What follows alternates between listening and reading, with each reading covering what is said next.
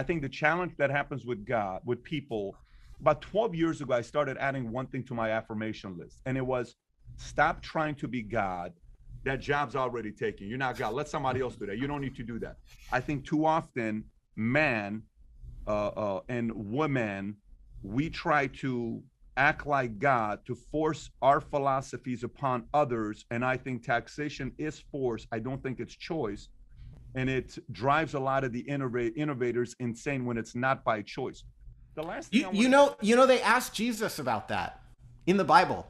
So they said, because there was a debate at that time, and they went to Jesus and they said, Jesus, help us solve this debate, because you have half the people saying taxation is theft, taxation is force, which I think is what you believe. I think by force it is. Yes, yeah. I do.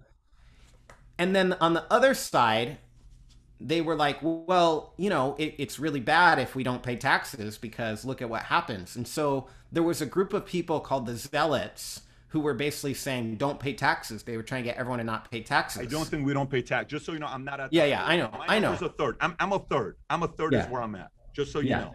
Go ahead. So Jesus said, well, let me see that coin that you have. Your money.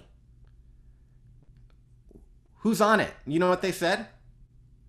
Caesar. I've heard this a million times. Yep.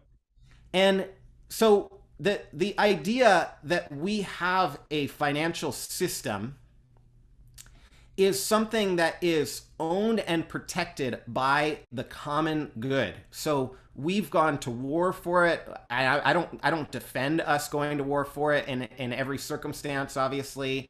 And that's a whole nother topic that I don't like war in general. But, people have been drafted in our history.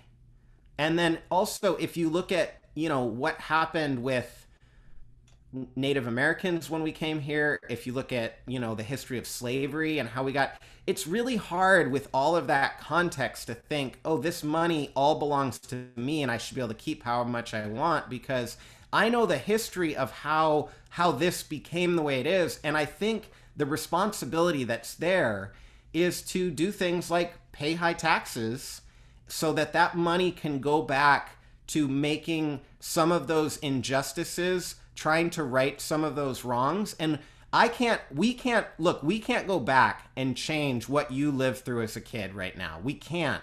But what we can do is we can create, hopefully, a future where fewer people will be exposed to that, because that's heartbreking that you went through that. If we did an audit on your money last year, what percentage of your money was given to charity?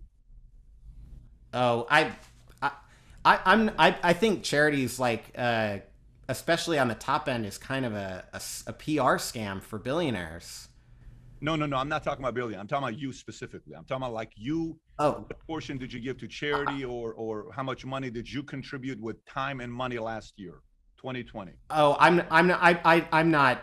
I don't want to sign up for an audit with you. I might like do that if I thought about it. The only reason I'm asking that question is because typically the people that impose, being the most noble, don't do a lot of it themselves. And that is a form of judgment. And what I mean by judgment by that is let the other person sit there and make their own decisions. When you're talking about the money side, I fully agree. I didn't sit there and see all those events that happened were great. I grew up in a family where my dad was a 99-cent store cashier. I don't know what it is to be well. I've never lived in a house. I've lived in an apartment, 1 bedroom.